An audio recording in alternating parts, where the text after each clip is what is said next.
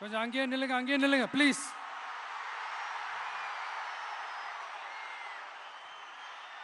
கொஞ்சம் அமைதியா நான் பேசுறத கொஞ்சம் கேளுங்க ப்ளீஸ். ஒரு 5 minutes தான், கொஞ்சம் அமைதியா இருங்க ப்ளீஸ். ப்ளீஸ் நண்பர்களே, கொஞ்சம் அமைதியா இருங்க ப்ளீஸ். அதை தாண்டி யாரும் வரக்கூடாது ப்ளீஸ்.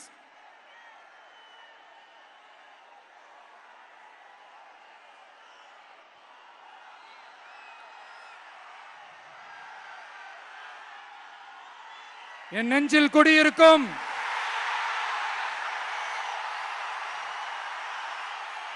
கொங்கு மண்டல தங்கங்களே,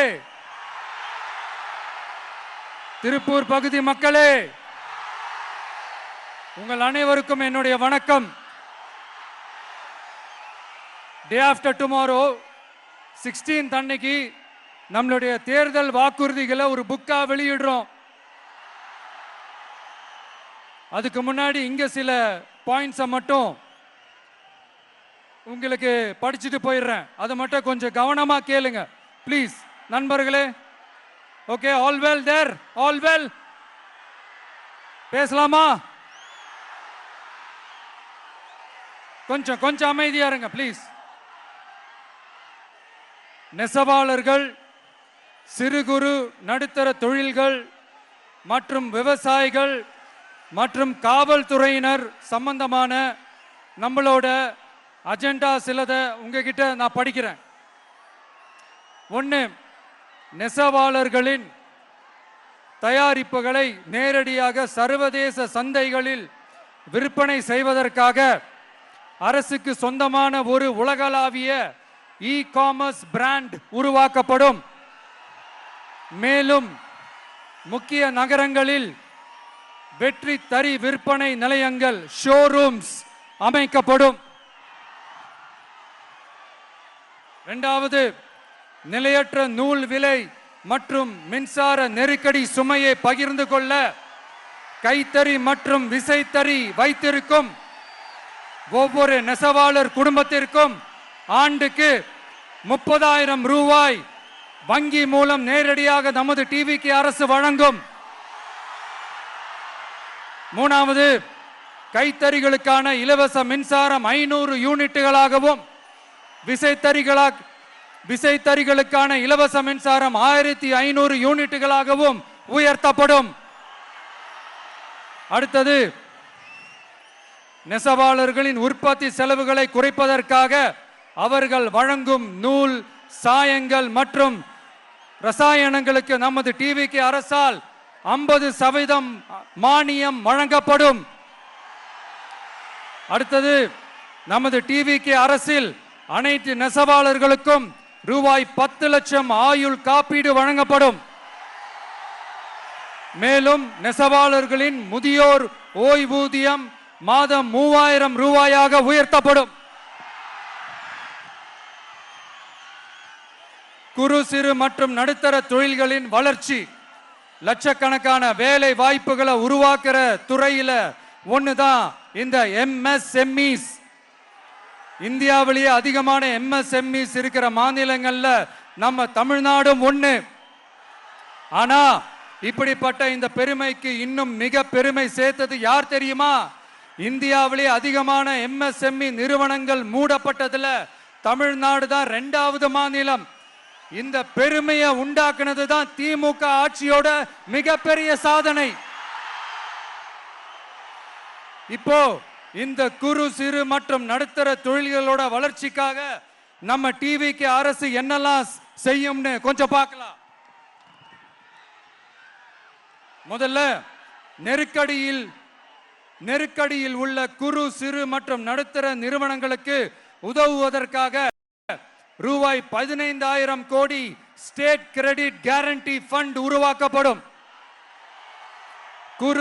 இரண்டாவது, குறு சிறு மற்றும் நடுத்தர நிறுவனங்கள் மூடப்படுவதற்கான மிகப்பெரிய காரணங்களில் ஒன்று 400% மேல உயர்ந்துள்ள பீக் ஹவர்ஸ் மின் கட்டணம். இது குறிப்பாக ஜவுளி துறையில் உள்ள குறு சிறு மற்றும் நடுத்தர நிறுவனங்களை பாதித்துள்ளது. டிவிகே குறு சிறு மற்றும் நடுத்தர நிறுவனங்களுக்கான MSMEs இந்த பீக் ஹவர்ஸ் மின் கட்டணத்தை நமது டிவிகே அரசு நிறுத்தி வைக்கும். அடுத்தது விரிவான ஆய்வுக்கு பிறகே மின் கட்டணத்தை முறைப்படுத்தும். மேலும் குறு சிறு மற்றும் நடுத்தர நிறுவனங்கள் அடுத்து வரும் 5 ஆண்டுகளுக்கு 100% மின்சார வரி விலக்கை பெறும்.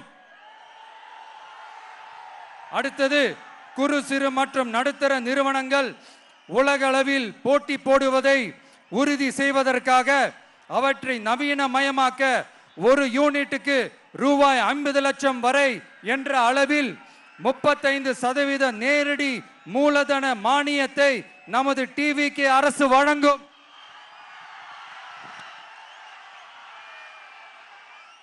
அடுத்து நம்ம எல்லாருக்கும் சோறு போடுற நம்ம தெய்வங்களான விவசாயிகளுக்கான அஜெண்டா கொஞ்சம் படிப்போமா? 5 ஏக்கருக்கு குறைவான நிலமுள்ள விவசாயிகளுக்கு வேளாண் கூட்டுறவு சங்கங்களில் வாங்கிய பயிர்க்கடன் முழுமையாக தள்ளுபடி செய்யப்படும். 5 ஏக்கருக்கு மேல் உள்ள விவசாயிகளுக்கு 50% தள்ளுபடி செய்யப்படும். அடுத்தது குறைந்தபட்ச ஆதரவு விலைக்கு MSP சட்டப்பூர்வ உத்தரவாதம் வழங்கப்படும். நெல்லுக்கு ஒரு குவிண்டாலுக்கு 3500 ரூபாயும் கரும்புக்கு டன் ஒன்றுக்கு 4500 ரூபாயும் வழங்கப்படும். உழவர்களின் தோழன் திட்டத்தின்படி குத்தகை விவசாயிகள் மற்றும் விவசாய தொழிலாளர்களுக்கு ஒரு குடும்பத்திற்கு ஆண்டுக்கு ரூபாய் 10,000 ரூபாய் அவர்களின் நேரடி முதலீட்டு ஆதரவு தொகையாக வழங்கப்படும். 100% பயிர் காப்பீட்டு திட்டத்தின்படி பயிர் பாதுகாப்பு உறுதி செய்யப்படும்.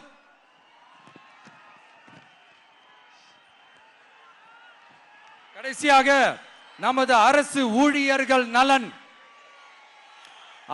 ஊழியர்களின் நலனுக்காக பழைய ஓய்வூதிய திட்டம் மீண்டும் வழங்குவது குறித்து நமது டிவிகே அரசு கனிவுடன் பரிசீலித்து மதிப்பீடு செய்யும். அடுத்தது 5 அல்லது அதற்கு மேற்பட்ட ஆண்டுகள் தொடர்ச்சியாக அரசு பணியை நிறைவு செய்துள்ள அனைத்து தற்காலிக ஆசிரியர்கள், செவிலியர்கள் மற்றும் எழுத்தர் பணியாளர்களை நமது டிவிகே அரசு பணி நிரந்தரம் செய்யும். 3வது, பதவி உயர்வுக்கு பணம் பெறும் கலாச்சாரத்தை நமது டிவிகே அரசு முடிவுக்கு கொண்டு வரும். அனைத்து அரசு ஊழியர்களின் இடமாற்றங்களும் வெளிப்படையான மற்றும் கால வரையறைக்கு உட்பட்ட முறையில் நடைமுறைப்படுத்தப்படும். 4வது, காவலர்களின் அடிப்படை மாத ஊதியத்தை 18,200 ரூபாயிலிருந்து 25,000 ரூபாயாக நமது டிவிகே அரசு உயர்த்தும். அதிக மன அழுத்தம் உள்ள பணிகளில் ஈடுபடும் காவலர்களுக்கு பணிப்படியாக மாதம் 1000 ரூபாய் கூடுதலாக வழங்கப்படும். காவலர் நலன் மற்றும் பணி நிபந்தனைகள் சட்டத்தை, அதாவது police welfare and working conditions act, நமது டிவிகே அரசு இயற்றும். அச்சட்டத்தின்படி காவலர்களின் பணி நேரங்கள் முறைப்படுத்தப்படும். அதிக பணி சுமை கொண்ட காவலர்களுக்கு வாரத்திற்கு ஒரு சுழற்சி முறை விடுமுறையை உறுதி செய்யப்படும். சலவை படியை, அதாவது வாஷிங் அலவன்ஸ் 500 ரூபாயிலிருந்து 1000 ரூபாயாக உயர்த்தப்படும். மேலும் மதுரை, கோயம்புத்தூர், திருச்சி, திருநெல்வேலி, சேலம் மற்றும் வேலூர் ஆகிய இடங்களில் காவலர் நல மருத்துவமனைகள் நமது டிவிகே அரசு நிறுவும்.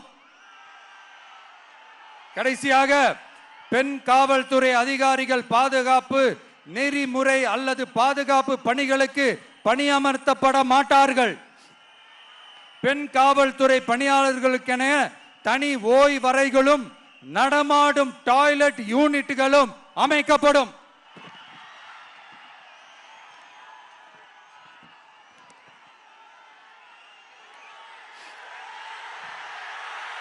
நீங்க எல்லாரும் இந்த விஜய 100% நம்பலாம்.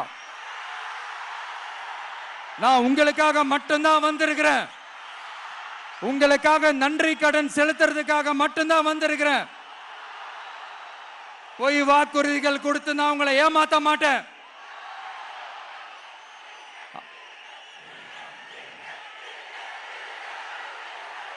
அதனால உங்க அண்ணனுக்கு, உங்க தம்பிக்கு, உங்க மகனுக்கு, உங்க பிள்ளைக்கு